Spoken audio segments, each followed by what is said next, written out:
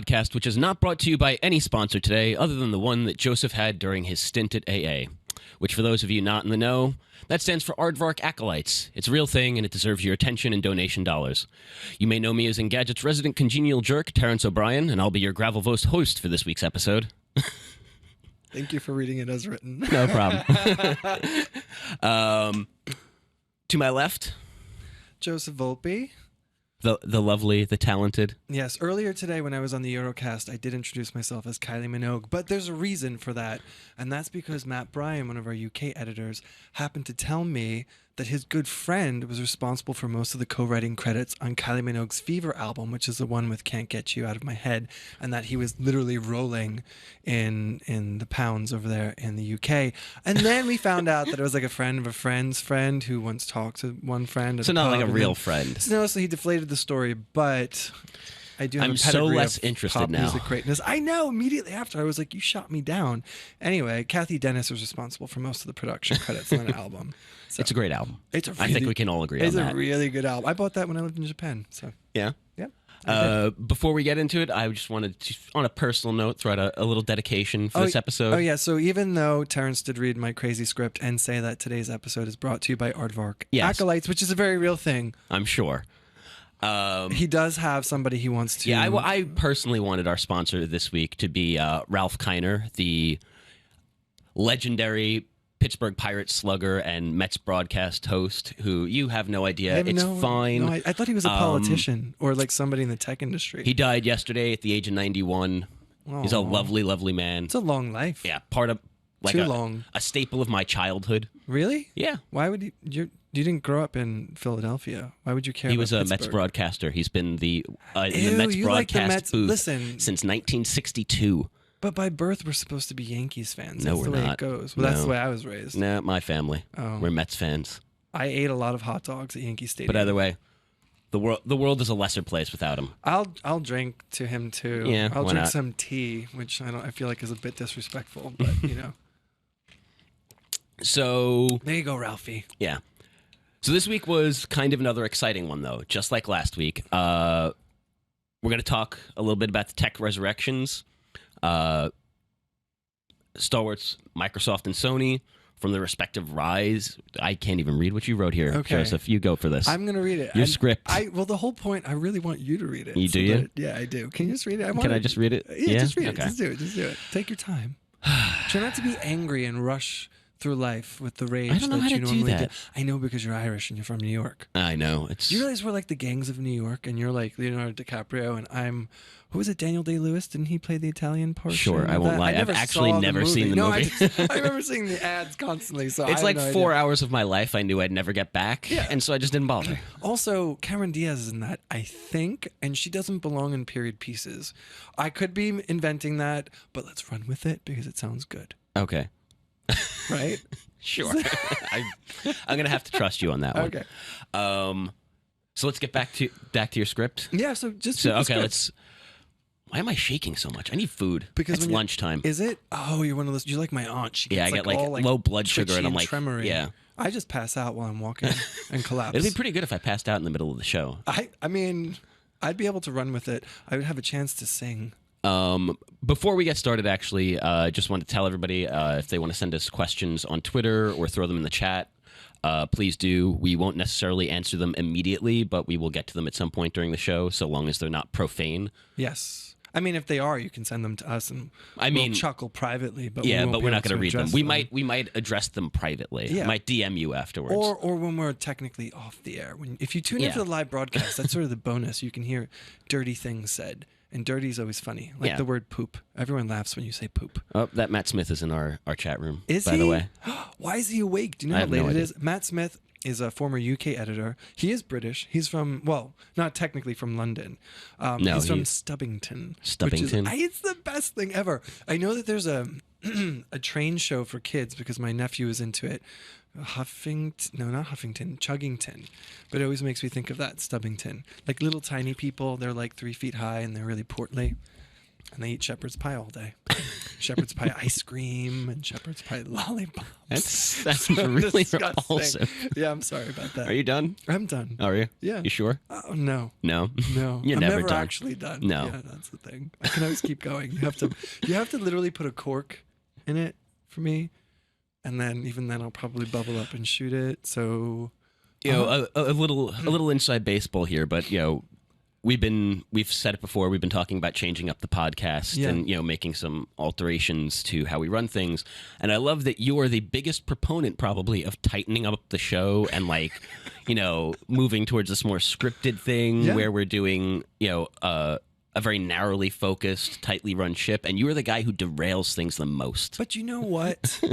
Sometimes. Do you just want to have a scripted show so that you can derail it? Well, I feel like it's good to have guidelines. Guidelines are fine. It's great. It's because it's really good to know that, like, here's the box and here's where you should be living inside of, and then don't ever get inside the box because that's where the magic happens, right? Like outside, like it's on that episode of Girls where the woman's like, "Did you see my inspirational board on the wall? You get it, right? You feel it," and she has like no idea, and it's the circle, and the arrow's pointing to outside the circle, and it's a whole thing. it was a really good episode, and I hate watching Girls, but we don't have to get into that. Yeah, now. let's not. I mean, we could. I'd prefer but not let's to. not. Yeah, okay. no. So, on today's show, we're going to talk tech resurrections. Can industry stalwarts Microsoft and Sony rise from their respective ashes and find new footing in this device and services world? Will new Microsoft CEO Satya Nadella sweat much less than Ballmer?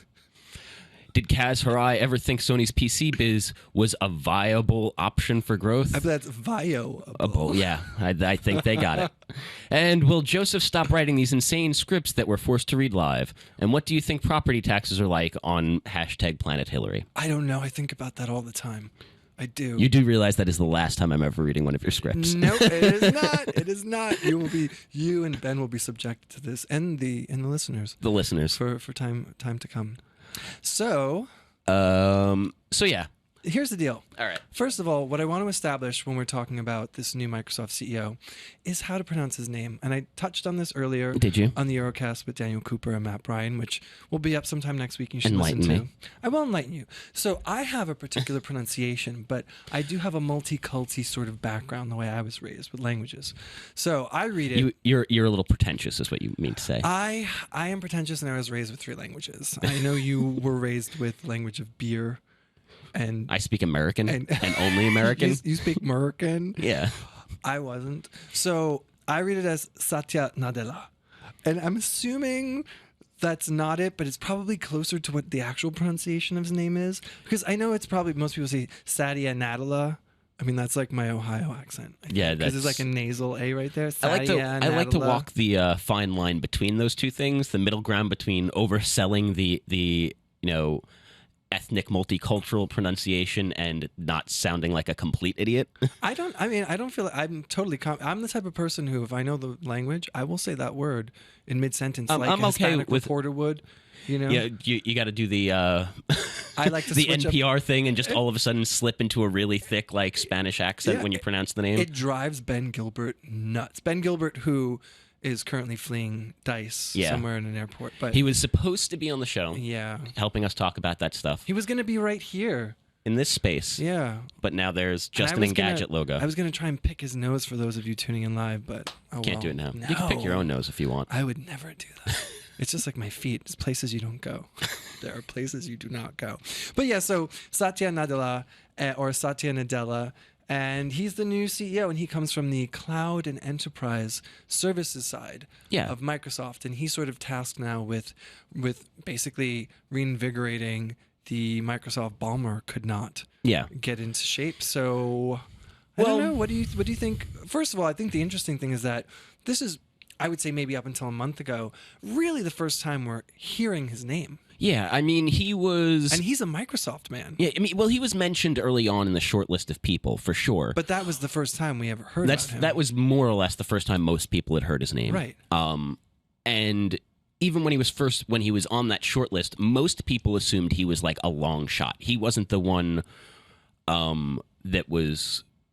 people thought was going to be in there. They put Ford CEO, the Ford CEO, whose name escapes me at the moment because I don't have. Yes, Alan Mulally or something. I don't know cars, so I don't pay attention. So they put him as having a better shot than Satya. And when Ballmer first announced that he was retiring, we spoke about the people who were on the short list on this podcast. Satya's name never came up. Right. That was not a name that we spent a lot of time talking about because he was an outside shot at it, but now he's in there. So why do you think they made this decision? That's a good question. So was it for lack of any other better candidates? I don't think it's a lack of better candidates. Or is it because, I know he has the technical background, right? He does have the technical background, and I think that's a really important thing. Both Christopher Trout and myself touched upon that in the articles we wrote about it. Yeah. That this is actually, in a way, Microsoft kind of getting back to its roots, because Bill Gates was, a computer nerd first, businessman second. He wasn't a guy who graduated with an MBA and then got into computers. He built, computer programs and mostly bought computer programs and sold them. He turned out to be a good businessman, but he was a computers guy first. He was big on acquisitions. Yeah. Ballmer was a business guy first. He was the guy who went into the MBA program. He had a degree in economics and mathematics. So, but did he get his MBA? Didn't he drop out of something? No, he was in the MBA program. He did not get his MBA. Yeah. Satya, on the other hand, has an engineering degree, a computer sciences degree. He went to MIT and all of that. Yeah. Not MIT. Where did he go? He went to the other MIT, which is a joke that Christopher Trout made in his post. It's the other MIT. Yeah. What is the other MIT? The other MIT is some. Those are schools I never had any chance of getting into. Yeah. My dream was going to MIT when I was a kid, and it did not pan out. Do you know my dream was to go to Columbia, and I got in, and I didn't go because they had a swim requirement. And the irony is that I wound up going to a school with a swim requirement. He earned a bachelor's degree from the Manipal Institute of Technology. So it is the other the other MIT. He got an electrical engineering degree there. He went on to the University of Wisconsin to get a computer science degree, and then eventually got his MBA from the University of Chicago. So he's an engineer first. He's a tech guy first, but also a good businessman. And he's trained in that. He's got his degrees to prove it. He is the most highly degreed CEO of Microsoft ever. But what worries me about that when you have a CEO coming from an engineering background? I think it's great in terms of products and services because he can really sort of speak to the real development, the underpinning, actual technical aspects. But I see it in different companies where they have, the CEO role is a really outward-facing public role, right? And I think the biggest problem with Microsoft has been that it's an impersonal company. Doesn't have a friendly image. You know what I mean? It's a bit antiquated in a way.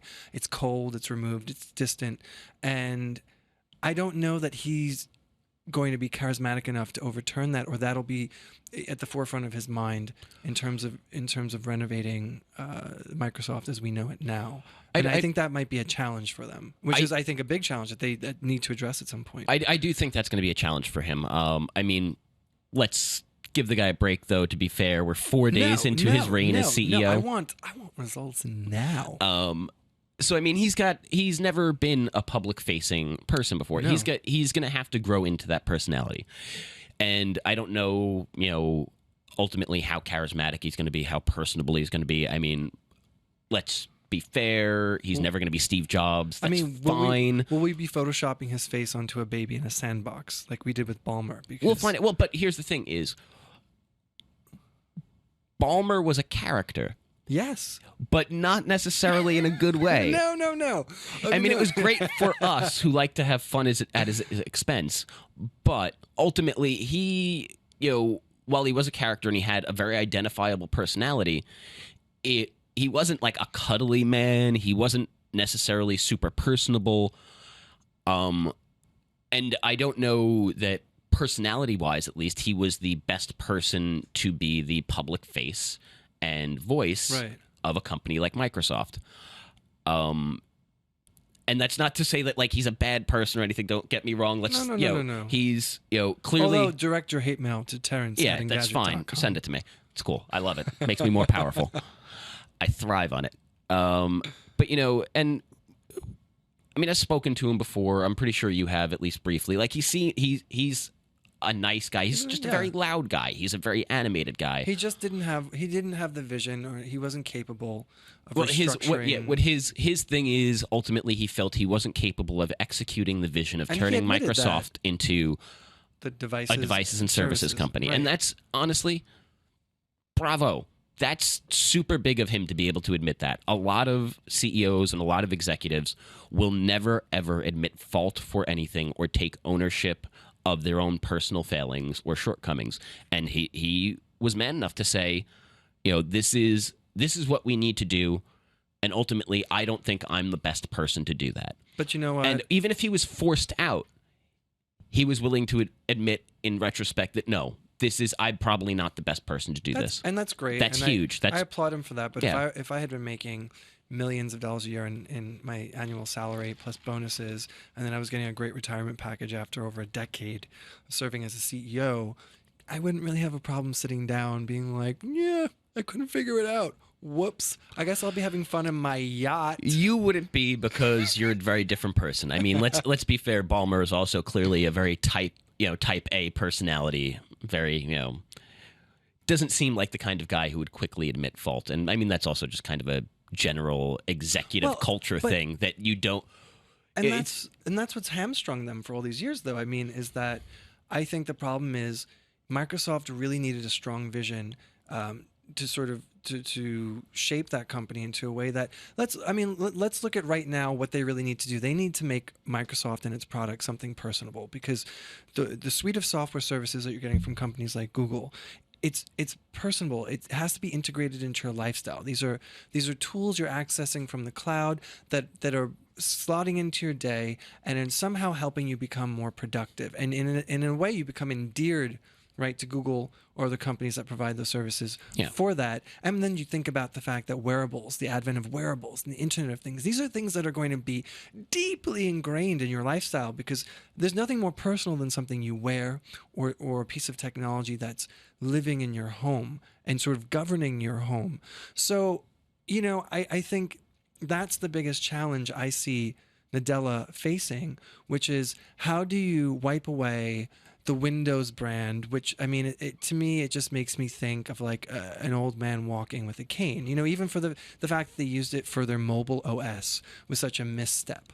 Do you think that? I think it was. I don't think they need to wipe out the Windows brand, to be completely honest. I think they can it's use a need it for their desktop, but I think it was a mistake to slap it onto the idea Windows conjures in most average consumers' minds is that, hey, here's this like system that's been around since we had or before the days of dial-up, but most people think of it from back then. It's super fragmented. XP, Vista, 95, all these different versions, incompatibility, fragmentation, non-reliable, malware. It doesn't give you this confidence that, oh, hey, I'm buying into this new mobile phone OS platform, and I'm going to rely on this to get me through my day, and to not sort of carry over my fears from that old world of Windows operating system. I think that's the barrier they immediately erected when they went with Windows Phone. I kind of get that, but I mean, I think clearly the brand recognition was an important thing for them to bring over to the mobile world. They didn't want to have to start from scratch, which they more or less were doing anyway. They're still starting from scratch. How many years later, and millions, 3% market share? I mean... And here's the thing, though, is had they not gone with Windows as the name, something instantly recognizable, they'd have probably even started off in a worse place than that. I don't think what they need to do, or what Satya needs to do, is wipe clear the Windows brand. I don't think they need to get rid of it, but they just need to reinvigorate it. Because, I mean, think about it. Before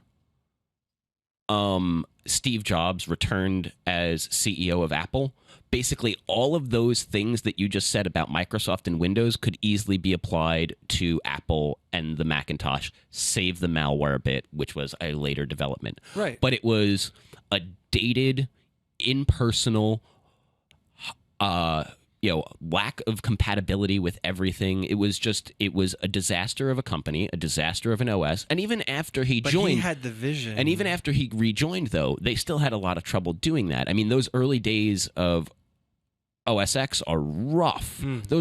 It was a big deal when they launched it, but it was a rough system, and it took a while for it to mature and become its own. And eventually it reached a place where a lot of people loved it, a lot of people don't love it. And would that be you? I can't stand It it. would definitely be you, because right before we started this podcast, you were marveling at how you couldn't actually do anything on your computer. Yeah, because it was frozen effectively. I almost threw it out the studio door into the hallway, hoping that somebody would step on it. So please, if you're watching this live, do not take this as an endorsement of Apple products. I am not endorsing any Apple Company products, that's for sure. here.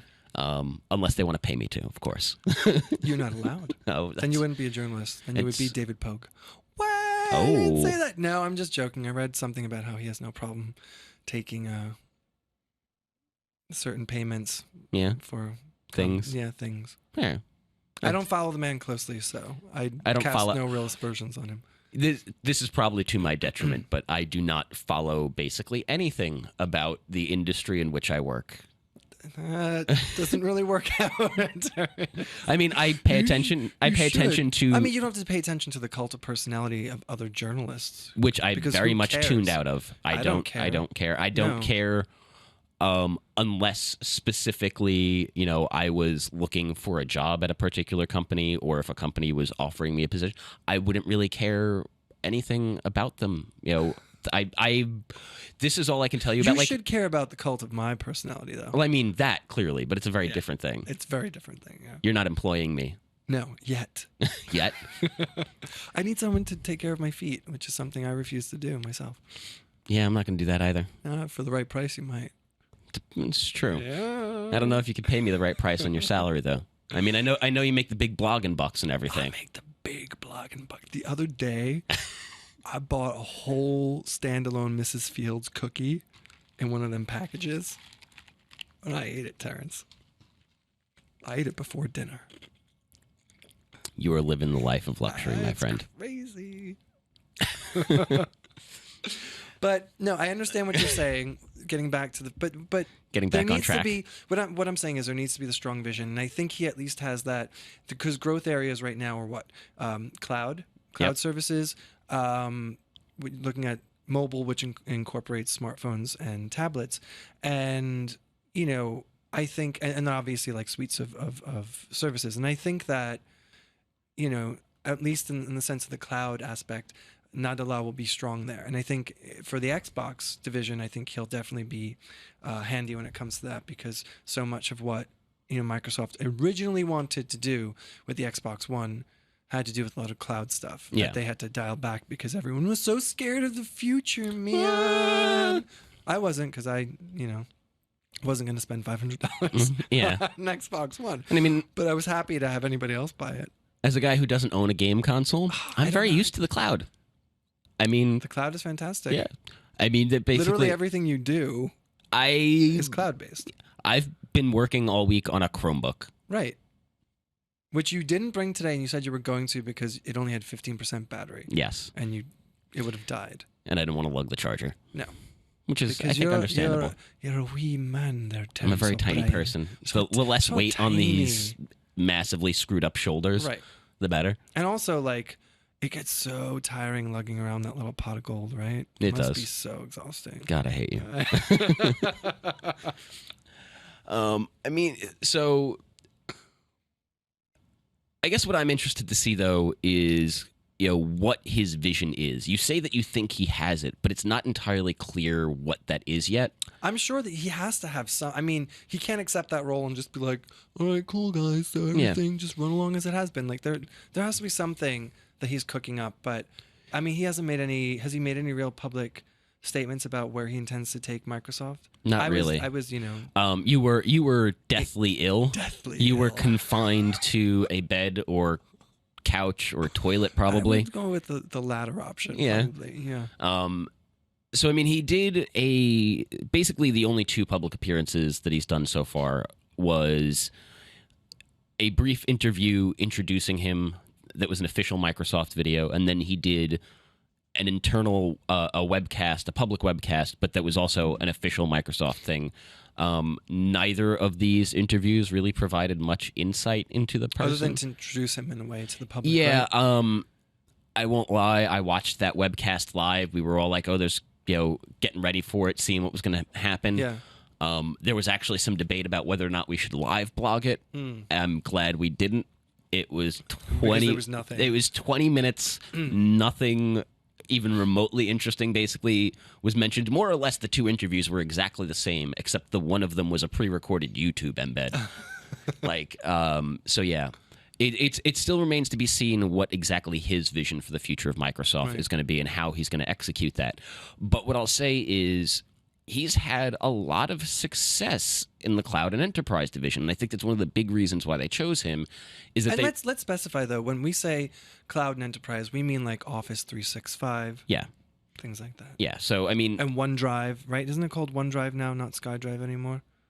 I believe I don't know because I don't there was use that it. problem with BSkyB, I think, litigated because of the trademark. He's also, so I think it's OneDrive. I believe Bing is wrapped into that. Is it? I believe so. I'd have to double check, but I'm pretty sure Bing is wrapped into that. So yeah, their server operating systems are part of that division, and these are things that are growing and doing quite well. Especially if Bing is part of that, which I guess we should double check. Maybe somebody in the chat room can tell us. Oh, you mean unlike the time that we, and by we I mean you, may have incorrectly stated the size of the iPhone screen to be 4.3 inches? Whatever. I know. It should be, though. I agree with you. I agree. It should be It's 4.3. something. I got the first number right. It should have been 4.3. But but that is, during their last earnings report, they shared the Bing market share, which is clearly not challenging Google anytime soon. No. But crazy high for what you'd think. Because, I mean, Google has such a presence, is such, an omnipresent thing that... Well, it's entrenched at this point. It's a verb. Yeah. You Google something. I don't Bing anything. No, nobody Bings anything. Bang or things. so you think. But apparently... I don't know you wouldn't think they do. But apparently they do. It was something like 20% of... searches. Like, that's a crazy amount. I believe it because the latter end of the aughts, I don't know if it was like 2007 or 6 or whatnot, but I remember Microsoft cut all those deals with Yahoo for like search on the back end, so they could route more traffic and get more people comfortable with Bing. So, I mean, I think that's the thing. I mean, Microsoft has, what's their valuation? Do we know? Do you know how much actual cash they're sitting on? I could look that up, but I'm Okay. probably not going to. They're very. It doesn't make for very compelling watching for me to be sitting here and Googling things, so I'm not going to do that. You have gorgeous long nails there, Terrence. Yeah, I really need Do to you trim use a those. nice clear gloss on them too, No. or no? No, this is just laziness. Oh, you should look into it. Mine grow all weird, half moony, but that's because I'm psychic, or so they tell me. Anytime anybody sees that I have half moons, they're like, "That's a sign of somebody who's psychic," and I'm like, "Watch out! I just set your house on fire with my mind." So, Victor Wu, who's always in the chats. Victor Wu. Can we just right now take a moment and To thank Victor Wu for... not even to thank him, to name him as the official, unofficial, official mascot of the Engadget Classic Podcast chat room. Sure. That is like your official title, and we're gonna print up a nice business card for you. So he's got two specific concerns here. Okay, what are they? And one is that he's worried that having an enterprise guy take over as CEO is going to push the company further in that direction and lead them to ignore the consumer market. Oh, I don't believe that'll happen at all. I don't think so either. That's leaving so much money on the table. There's no way you could cede all of that consumer-facing business to other rival companies. No, I mean, I think like Apple and Google. Clearly enterprise is a place where they're going to continue to make money. They're so deeply entrenched there in a way that, Google kind of puts a dent in it, but not really. I think Google's still fighting that perception, right? With businesses, where I don't really think businesses feel comfortable. I mean, for some reason, some do, because Google's products they're not as trustworthy in the sense that they don't have a storied history with companies the way that Microsoft's products do. The people that you're seeing jump over to Google or small companies, right? They're small Usually. companies that are just starting up Right, and need an startups. extremely cheap way to share, documents and do productivity Presentation work and slides stuff like that. whatnot, yeah. A company that doesn't want to invest hundreds and hundreds of dollars per user Yeah. in a license for Microsoft's Office products. And you're seeing cities and universities doing it who are equally cost conscious. They're looking for a way to save money on these things and improve connectivity between their employees. Let's be fair, a lot of cities are not doing so well budget-wise. I feel like LA and Chicago had taken up with Google. I don't know specifically about LA. I believe Chicago uses Google Docs at this point. Boston does. And a lot of universities do it again because these are places that are very aware of cutting costs as much as they can. Yeah. They have a limited source. They have a pretty limited fixed source of income. The city cannot go and sell you luxury items or do big markups on products. They have to balance these things, and so they're looking for any way to do that. Well, you can start finding people for jaywalking. Yes. To Blasio. Or just hand out traffic tickets to the people who deserve them. I mean, you could. That might go a long way. I mean, I could tell you right now, if you camped out on Forest Avenue on Staten Island, you'd make millions of dollars in a day. It's nice that they're going to start discounting the bridge for.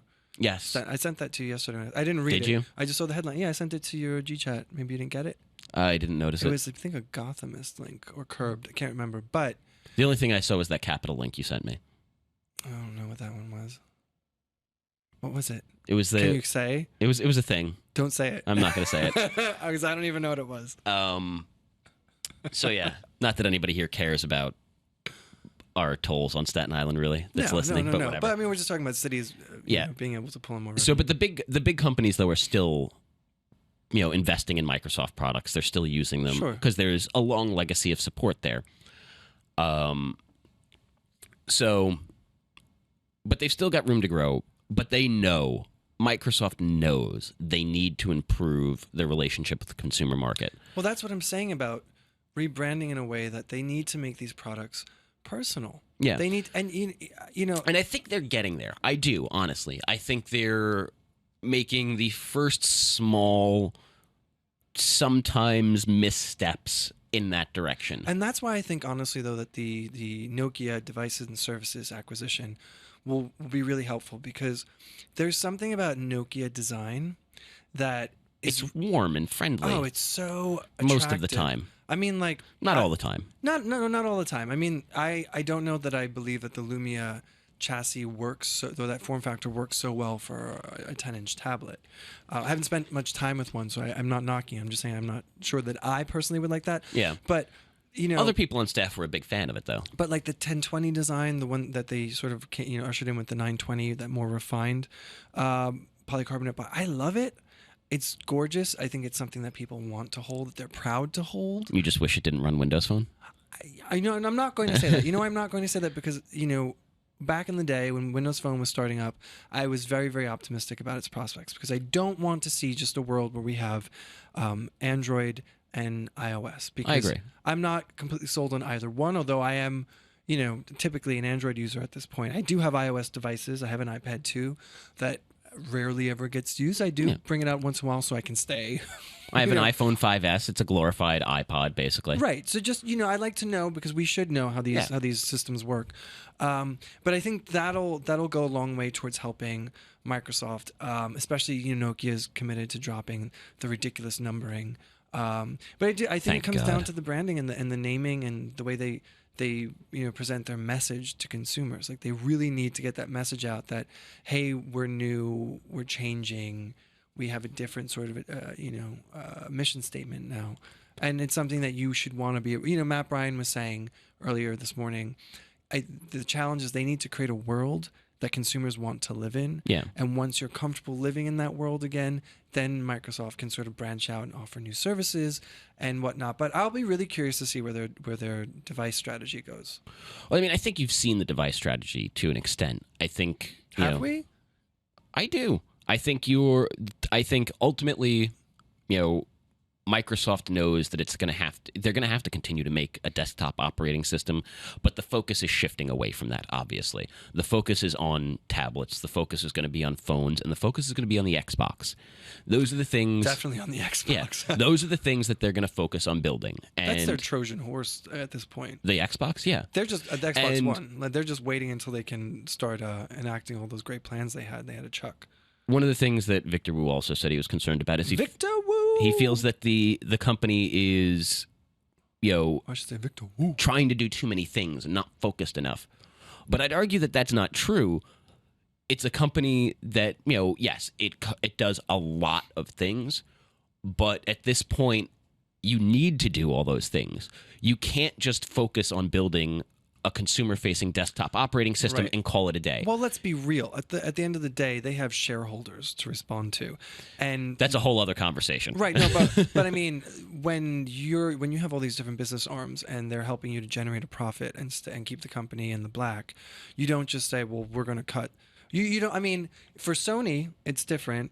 Because Sony with if you're paying attention this week, Sony decided there was a rumor, and then they sold off their Vaio PC division to Japan Industrial Holdings, JH or JIP, something like that. I can look it up if my computer responds to my touch ever. You see, this is what we were talking about, folks. Yeah.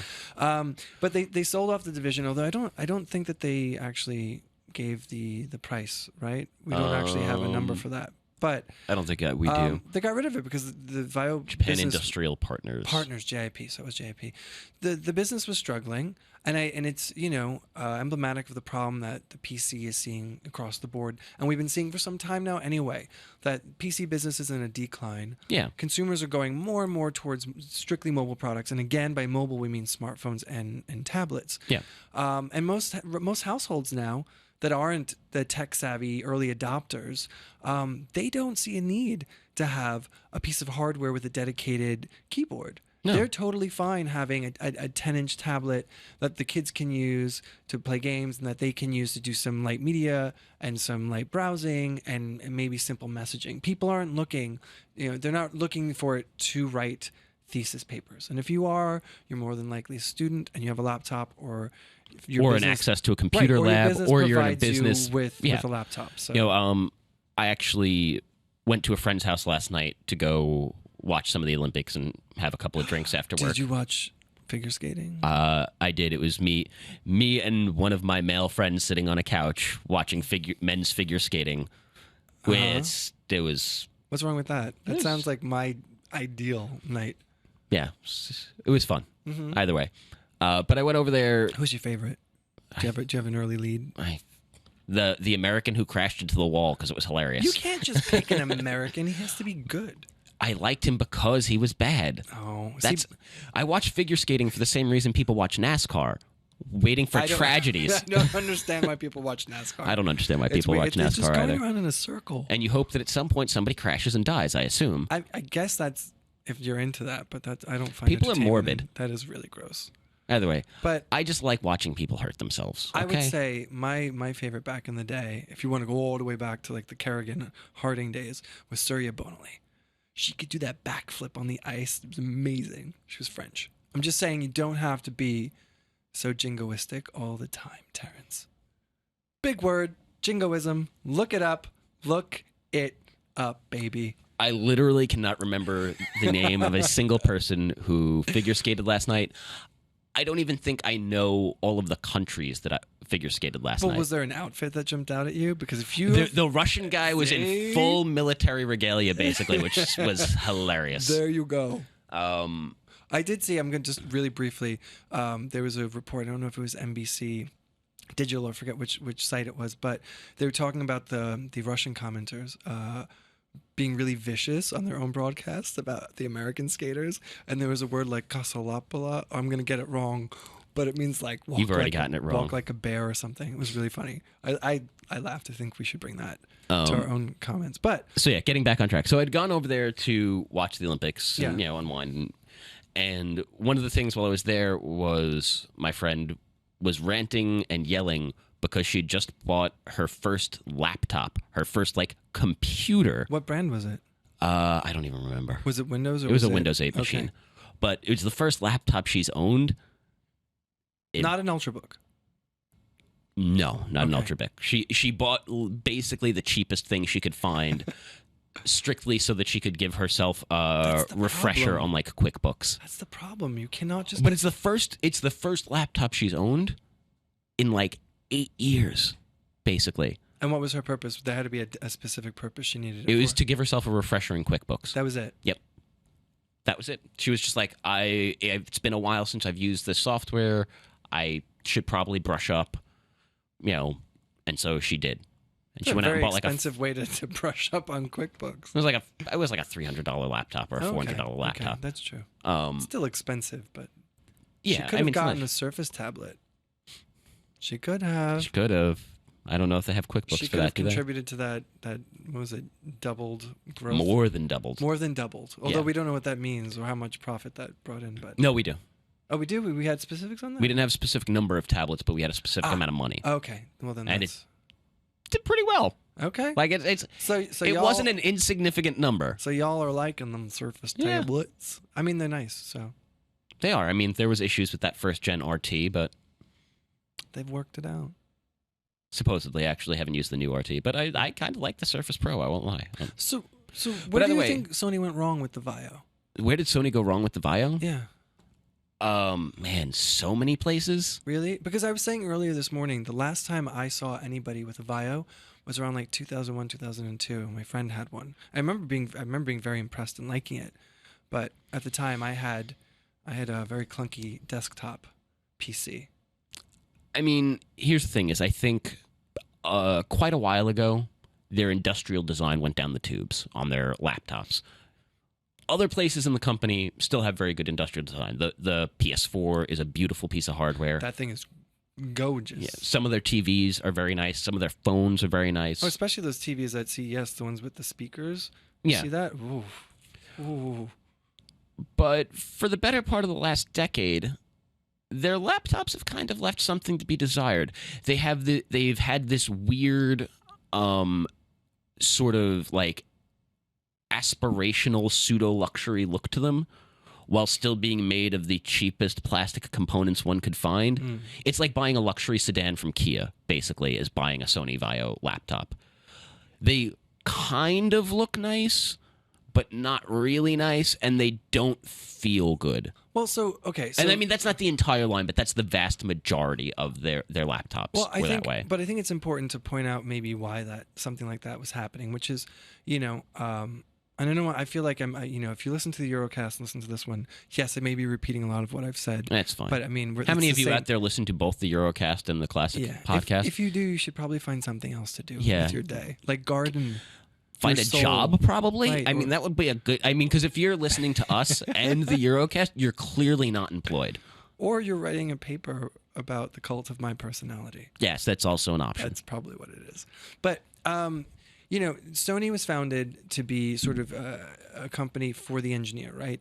It was a place where engineers could go, wall off to themselves, and sort of create and innovate, and then come back and say, "Look at what I have." And so has been traditionally no communication between those different divisions, and so at the same time, Sony style is something that's always been associated with luxury items, very high end, premium, gorgeous things. Well, because they make very high end, premium, Right. gorgeous things. And I think maybe what happened with Vio was that you have the design team saying, we have these beautiful designs we want to incorporate into the products. And then the other component divisions and the PC division not talking to each other and coming up with their idea of what the best and greatest or whatever's, the most cost efficient for their budget, and cramming it all together in a way that's never been harmonized. And I said earlier, Sony's crime has always been they've talked so much about synergy.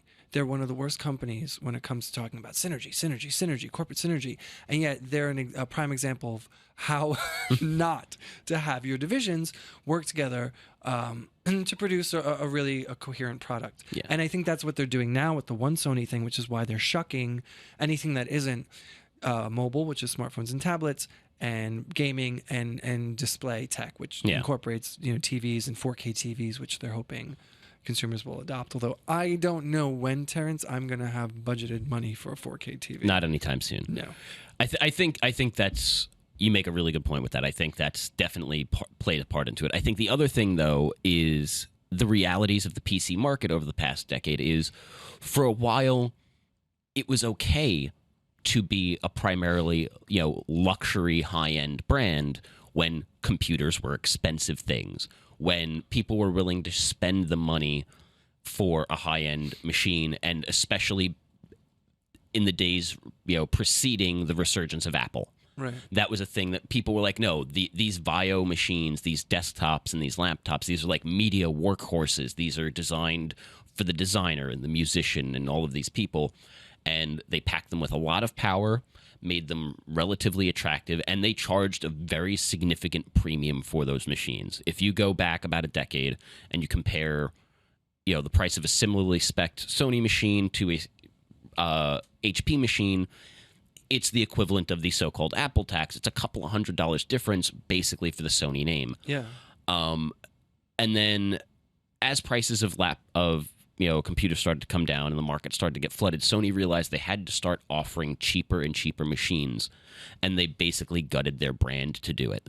They still made some higher end stuff, but mostly they were selling, a Dell with the Sony name on it with a very low markup in order to get their name into, their machines into people's hands. And that was the problem, is the PC market was so cluttered with different manufacturers. How do you stand above that and stay competitive? And that is exactly what happened, is they failed to make themselves stand out. Whatever standout features they had in their computers ultimately didn't appeal to the market that was going to buy a budget machine. Right. And a lot of the people still had this perception of Sony as being a luxury brand. And so even if the prices weren't necessarily there anymore, there was still that perception. That's, the reason why somebody who has a very limited amount of money they can go spend on a brand new laptop, the first place they're stopping isn't the Apple Store. Even if they could afford, the cheapest MacBook Air, or they could afford a Mac Mini, they're not going to the Apple Store because they think of Apple as a luxury brand. That's not where they're going to go throw their money. And Sony, I think, suffered from that same problem, is people still perceive them that way, even when their price is no longer matched. And yeah, they got trapped in this thing of trying to compete on price, and by throwing the Sony mini stick in their laptop, a format that nobody used.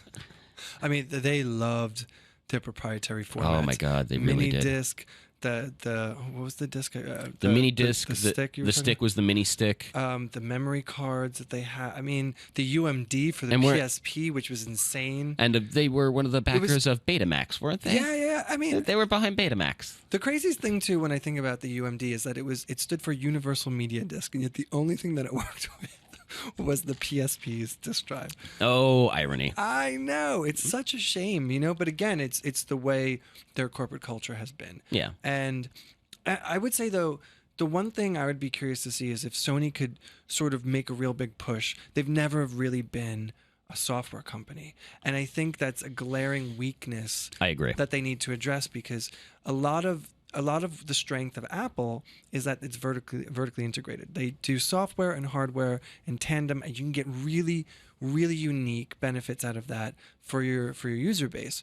Things that you can't do if you're just acting as the shell. Yeah. For somebody else's software service. And I think a lot of companies realize that, though. Yes. I mean, and that's why you're seeing Microsoft doing what it's doing. That's why you're seeing Google doing what it's doing. Well, Google got rid of Motorola. Google got rid of Motorola. They kept the patents. They kept the patents, and let's what? And let's also acknowledge the fact that Google they invested in Lenovo then afterwards. Well, not that, but they have plenty of manufacturing capability on their own without having the Motorola name. Sure.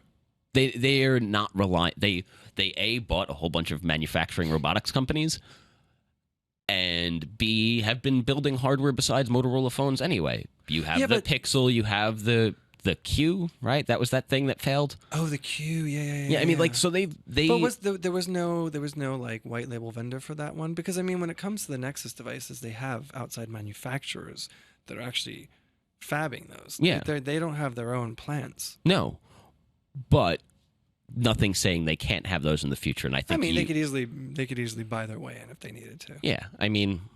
But that's not. I don't think we've seen the last from that. I think you are seeing this trend towards vertically integrating everything, right? And it's going to be interesting to see what Sony does on that front because I think they realize they have to. The question is, where does the software part of the equation come from? And I have no idea. I don't know. I mean, I look at something like the PS Vita has an interesting mobile interface, right? And I always wondered, I mean, it's not perfect, but it's an interesting sort of touch-based interface. And I was always wondering if they were going to evolve that for their own sort of smartphone line or just mobile line in general and adapt it rather than just relying on Android. Because out of all of the manufacturers that exist within the Android ecosystem, Sony's skin, I mean, barring Motorola, right?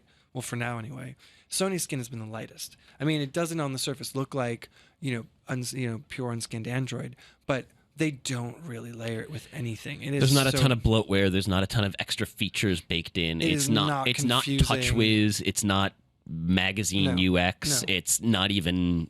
They don't have a name for it. It just literally looks. It's there. It looks consistent Android. Across all the devices. They just have their own icons for things. Right. Pretty much that's how it goes. Yeah. So. And I will say, by the way, that Xperia Z1S is fantastic. Is it? If you're on T-Mobile, I definitely give a thumbs up to that. I use it every day, even though I'm a Verizon sub. I keep it with me and use it. I'm gonna have to find a new phone at some point. I know. Don't know what to do. Yeah, I don't know what to tell you. If anybody has any suggestions for a phone I should get on Verizon that I can get for like super cheap-ish, it's like sub $400 range. Without a subsidy, because I want to keep my unlimited data that I'm grandfathered into. You just shout that out on Twitter or something. Isn't there a Razr M somewhere? Didn't you get a Razr M from Motorola at the Razr M launch event that time ago? My wife uses that. Oh yeah, that's right. That's right. I'm still rocking my Nexus that I bought in the Galaxy Nexus. The Galaxy Nexus. So I bought it shortly after it came out. Well, why don't you just get the red Nexus M for Valentine's Day? Oh, because it doesn't work on Verizon. Oh yeah, I forgot about that. I'd have just you bought would think it. it's red. It should be on Verizon. Yeah? I was like, red Nexus for Verizon. Come on. I don't really like the color, but I'll do it. No, it's who wants to hold a red thing up to your face like that? Nobody. I've actually been. We are completely getting off the rails now, but whatever. Yeah, well. We're actually almost out of time, so real quickly before I go off on this tangent, again, if you have any questions, shout us out on Twitter or in the chat room. We will try to get to them. Matt Smith is sending me GIFs for some reason. Because he's the GIF master. Oh, he's showing me getting punched in the head. Oh. Can we? I wish we could get that up on the screen behind us. We'll do it next week, I guess. We'll just have it looping the entire time. Well, not the entire time. Most of the time. Well, for portions, maybe. Okay. Well, maybe for the secret word. So jingoism. Yeah, I've been watching eBay looking for a Moto X to pick up because even with the discount, I honestly don't want to spend $400 on a mid-range phone. It's a lot. That is a lot of money to plunk down. I know. I understand. Yeah, I mean it's not only a lot of money to plunk down, but it's a lot of money specifically to plunk down for a mid-range device. And considering the way you use phones, you need something that's going to last you because you put them through their paces. Yeah, you definitely do. I'm an addict. I'm attached to it. You have like a gajillion pages of apps I've never seen before. I've cut back on the amount of apps, but I'm a very big fan of my widgets for one. Yes, and I'm a very heavy Google Now addict. Yeah. So I've been watching eBay, looking for a Moto X. It's like I was like, yo, I can't throw the $400 at a brand new one. It doesn't make any sense. But if I could find one for like $300 or less on eBay, I'd do it. So I've been watching these auctions. The cheapest one so far I've seen go, $360. If it were $300, here's the thing: is it's $360, and I'm only looking at the 32 gigabyte ones. We're not talking the 16 gig ones. So that's all right. So, but here's the thing: is currently the 32 gigabyte one is $375 direct from Motorola. So you're just getting a $10 discount. Getting like a $10, $15 discount for a used phone. Yeah, not worth a lot of them I've seen are selling for like people are trying to sell their Moto X's for like $100 or $200 more than the list price. That's crazy. Why? I don't know. Well, because people don't know any better. I guess not. Like there's like there was a couple of them that were like the fully tricked out 32 gigabyte wood panel, wood back ones for $570. Wow. And I was like, that's $400 right now. So if you are looking on eBay and you see a $500 Moto X, don't buy it. What didn't they lower the wood backs to $25? Yeah, so it's $400. If you get the 32 gigabyte version with the wood back, it's $400. Okay. $375 if you get just the regular customization color, but 32 gigabyte, and $350 for the 16 gigabyte. You should check out Swappa. I used to look at that site back in the day. SWAPPA. That's Victor Wu also said the same exact thing. Victor Wu! We love you, Victor Wu. He knows. I used to look at Swappa all the time back in the day. Before the riches of smartphones descended upon me. Yeah. I'm going to have to look into it. Do we have time to touch upon Amazon or no? We got about 5 minutes, so if you want to touch on it real quick. And then you know what? We'll just hold off until next week when Ben's here, and we'll talk gaming. We can get dirty and talk about gaming. Oh, we should mention real quick, in addition to the other Sony news we discussed, they're also killing off the Reader Store. Oh, yeah. So when that hit yesterday, I thought that... But again, right, it all falls perfectly in line with Sony's new approach to the business, which is like, that's an ancillary business that has done nothing for us. It's virtually a dead platform. They don't really have... They can't compete with the likes of Kindle. No, they can't. Barnes & Noble couldn't do it with Nook. And so, yeah, they're transitioning everyone to the Kobo Which platform. I'm gonna say, though, is kind of a shame because those Sony e-readers are really nice. Yeah, they've always been very well designed. My first e-reader was a Sony one that I picked up used via some dude on Craigslist for like $60, and I loved that thing. It was great. I came across one in our little closet of a game room the other day. I was thinking it was like last week, and it was very I got very nostalgic. It was an old one. I don't know what model it was. Yeah, I mean, I have an old one. Yeah. But yeah, I mean, it's a shame. Sony fumbled that because they didn't take it seriously, but they also didn't have... I mean, Amazon had those contracts with publishing companies for a long time. They had that advantage. And I think a lot of people... I remember when the Kindle first launched, people didn't take e-readers seriously. No, they didn't. They thought it would be a fluke, and why would anybody want this? And... Come to learn, people did. But again, weren't the prices for Sony's e-readers not in line with the way Amazon was pricing the Kindles? They were a little more expensive. They were more expensive. I mean, here's the thing: is most companies are more expensive for the e-readers. Kobo's e-readers are significantly more expensive. And the Aura is gorgeous. Yeah, I've actually been using that recently. I love it. Yeah. I'm just gonna throw it out there. I don't care that it's $150. It's worth every penny. It's so much better than a Kindle. And as a Kindle Paperwhite, you mean? Yeah. And as much as I loved my Nook, and I'd put the Kindle in the Nooks on pretty much equal footing, at least until the latest generation Kindle, because simply the Nook wasn't updated, basically. Yeah. The Kobo one blows those things out of the water. That Pocket integration is like a life changer. That is really good. I mean, I live on Pocket. Yeah. I live on that product. I signed into it on the thing, and again, we're getting off topic, but whatever.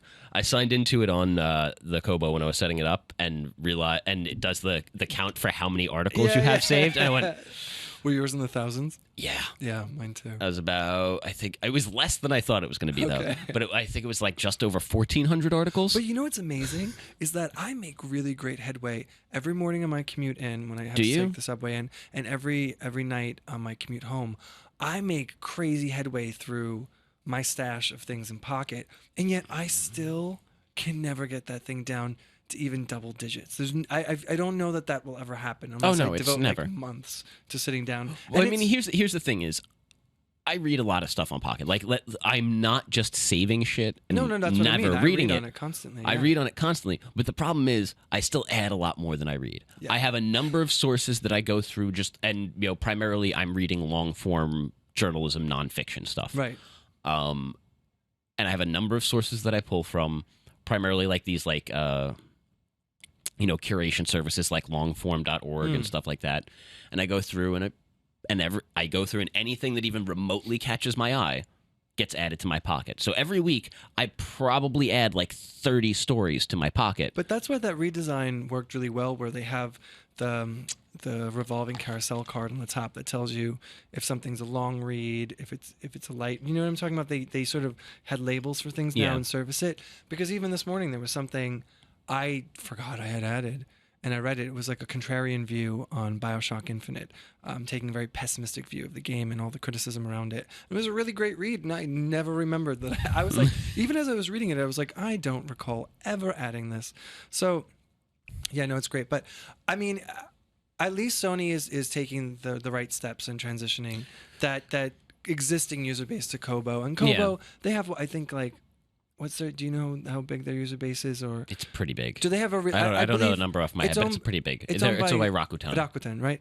And they have like a pretty extensive catalog, and so anything you've previously bought will carry over in your library, and then obviously you have access to Kobo's store, and Sony's going to walk those reader users through the migration process, which should be simple. The only thing I'm a little surprised by is that having the store available on their tablets would still make sense, but whatever. They're cutting the fat. I think we're done for this week. Oh, I'm so sad. I am too. I'm not sad for the week to be done. I'm just sad that... Just sad that our time together alone is over. Alone with studio lights. Yeah. Which are getting a little toasty, I won't lie. I'm starting to sweat a little bit in here. Yeah. I'm fine. I feel fine. Stop wearing those cardigans. I've talked to you about this, Mr. Belvedere. I actually, not Mr. Belvedere. We've had this conversation a number of times. Mr. Belvedere wore sweater vests. I do not even own a sweater vest. These are Mr. Rogers sweaters, especially this. This is my most Mr. Rogers of Mr. Rogers sweaters. I love this thing. So now I should be creeped out and alarmed when you're near young children. Yes, very. Okay. I mean, but yeah, that's just you. Mr. Rogers was a wonderful man. He was great. I loved that deep dive he did on how erasers were made. Thanks for watching, everybody. We'll be back next week. With Ben Gilbert. Yeah, Ben will be back. Ben, yeah. All three of us will be in the studio together for the first time in a couple of weeks, seeing as how last week it was just me and Benjamin. I'm sorry. I would have been there. I really would have. Would you have? I would have if I weren't not there. Yeah. You were off doing other things, better things. I was. Well, at that point, it was still, it was something good. Yeah. I hadn't hit. You hadn't gotten deathly ill yet. No, the surprising fall hadn't come yet. So. So yeah, that's it. We'll be back next week. Thanks for watching, everybody. Thank you. Ciao.